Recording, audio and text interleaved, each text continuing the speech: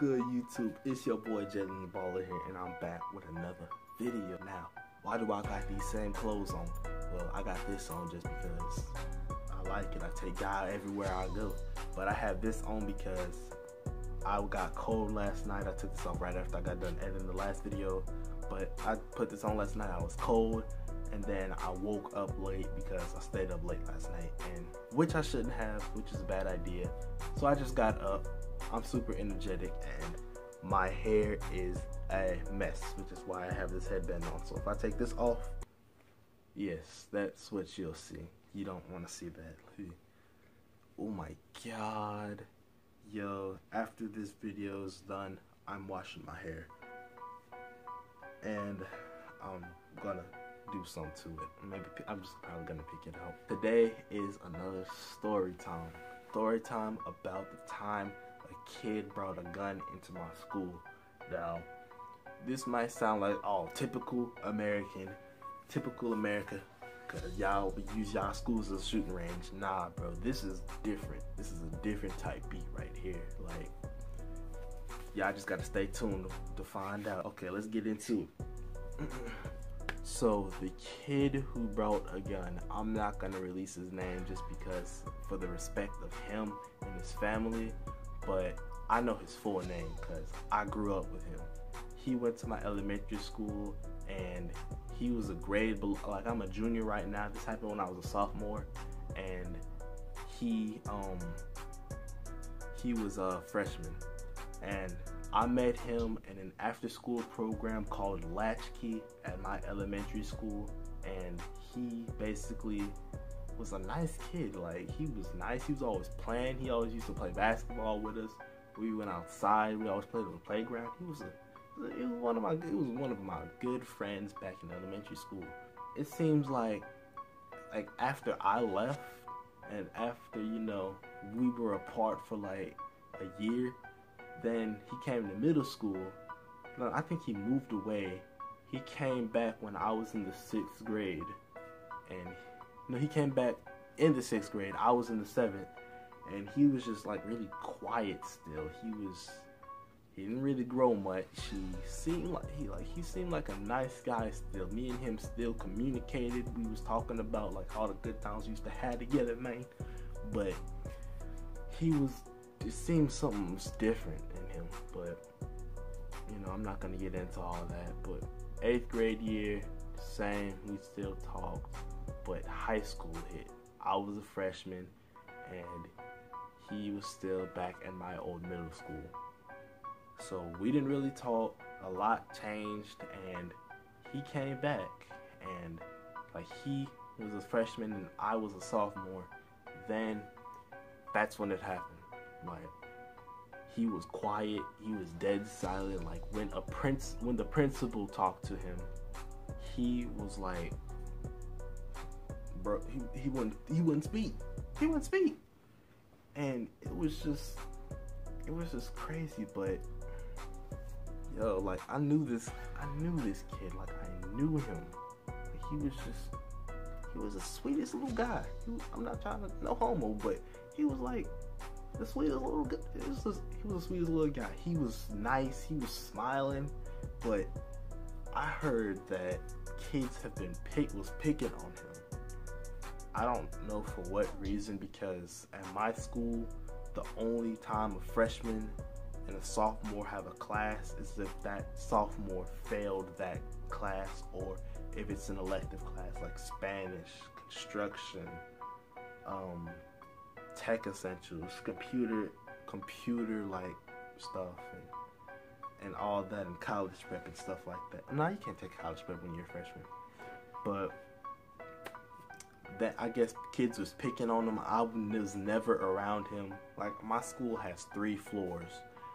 It's got the bottom floor is basically the special ed floor, the Spanish, and kind of a little bit of math, and then of course the gym, the cafeteria, and the driver's ed floor.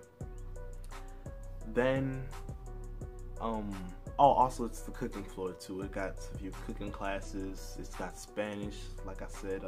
It's got French, German. It's also got construction, is the construction, the art, and the art classes are down there, and the band class. The second floor is history and what else? Science, biology, and stuff like that. History and biology. And the third floor is English and math. So what I was never around him. Our school is huge.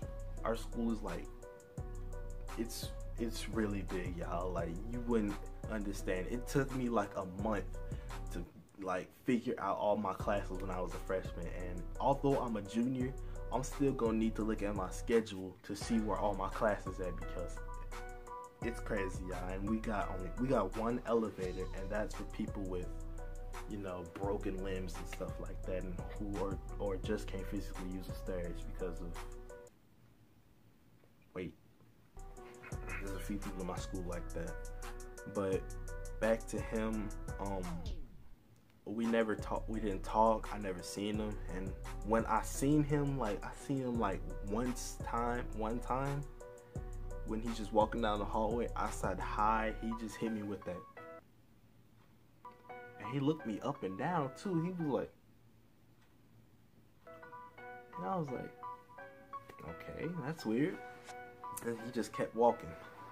But me and him was, you know, it was cool. Like, I don't know what had happened. He wasn't that not athletic but energetic anymore. He was missing a lot of days of school, I heard, and he was just playing. But you know, I just heard some kids outside. But who I get all this information from, one of my friends told me, and he just basically, it was just crazy, like how I remember this kid from like this small. He was this small, and he's gotten a little taller, and he's just not talking anymore. Like, it's crazy, yo. Okay, guys, I'm gonna tell you how this all went down. So I'm gonna tell you where I was and what basically happened and how it went down. Okay, so it was just a typical day. It was partially cloudy, and it was a chance for rain, and unlucky for us, it did rain. So I was in my 4th hour class, which was civics, and this is the class before I go to lunch. So I was getting ready to chow down on some orange chicken. It was February. I think it was a Thursday. I was sitting at my desk. Me and my friends, we was just talking. We was just, you know, joking around. And all of a sudden, we hear this, you know, beep on the intercom, and it was our principal, or no, what's his name? Like, what do you call it? I can't even think of it. It wasn't superintendent. Was it? I think it was the superintendent. I'm not gonna say his name either, but he entered in on the microphone, and he sounded scared. Like, his voice was shaking, and I knew, like, automatically it came to me. Like, I was confused for a second, but then he said, let me try to think of the exact words he said. He said, turn off the lights, cover the windows, and lock your doors. He didn't say there was an active shooter on campus. He said there was a gun on campus, and he said this is not a drill. So the class was silent. Like, it was dead silent in that classroom. It, like, no, you couldn't hear you could hear people breathing. That's how scared people was.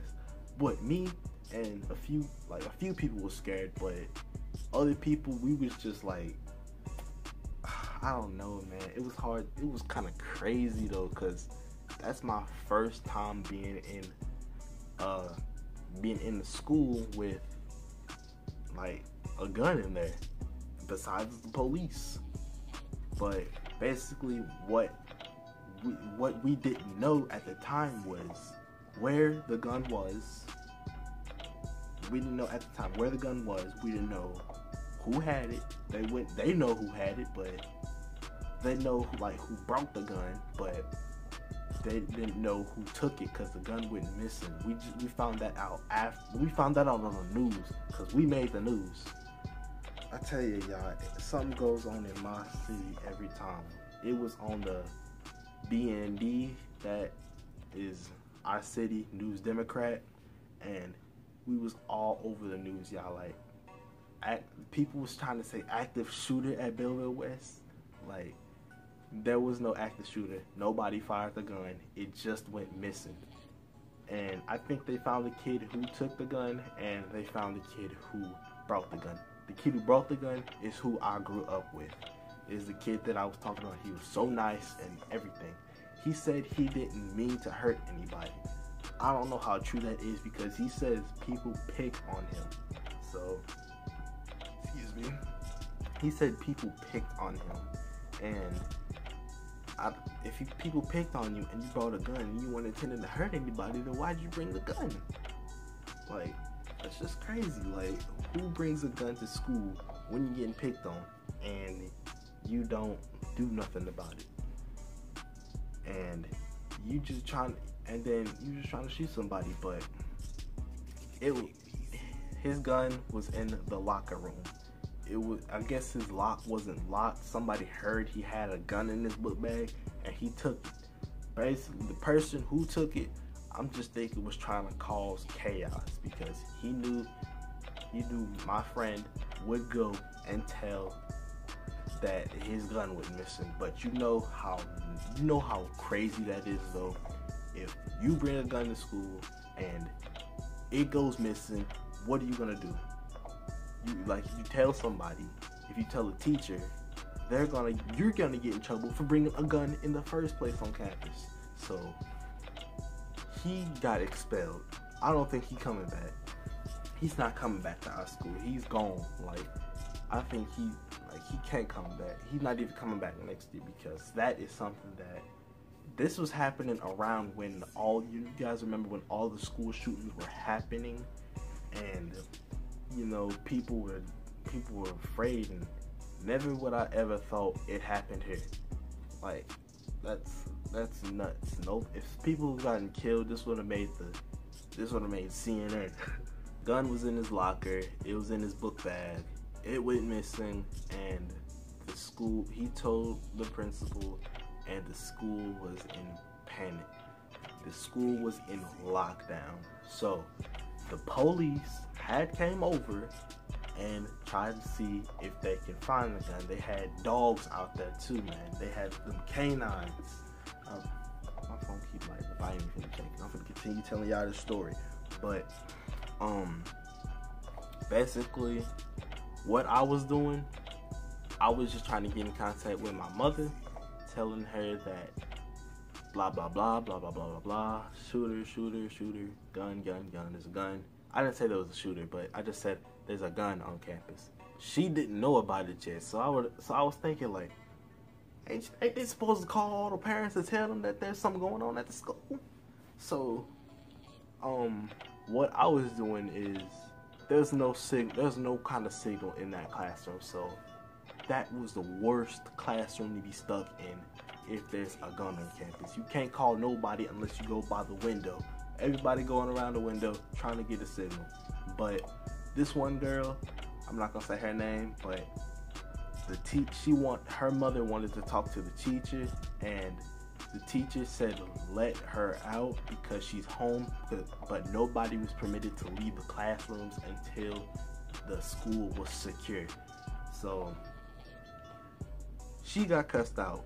My teacher got cussed out by her mother, and it really wasn't my teacher's fault because she's just following her orders.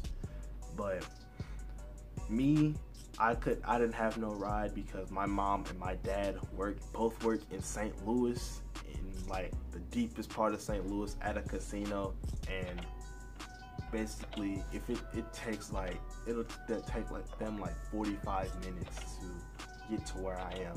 So about time all that happens, I would have been shot or gone. But basically after like an hour and a half just sitting in the classroom with no signal and just the same people. It was like an hour and a half, 2 hours. They released school early. We were permitted to leave the classroom, and there was like, let me tell you, there was a squad. There was a squad up there just for one gun. There was a squad of police people. They were armed. They weren't SWAT people, but they were armed. Like, they had like this one guy, I remember he was like 6'6" tall, and he had a whole shotgun just sitting on his side right here. He had a whole like shotgun right there just sitting there, and he just had racks of bullets, bro. He like a bounty hunter, bro. But they directed us to the theater, the Performing Arts Center. So we had to walk all the way down that long hallway along with everybody else, and I was on the second floor, so we got released second floor, yeah.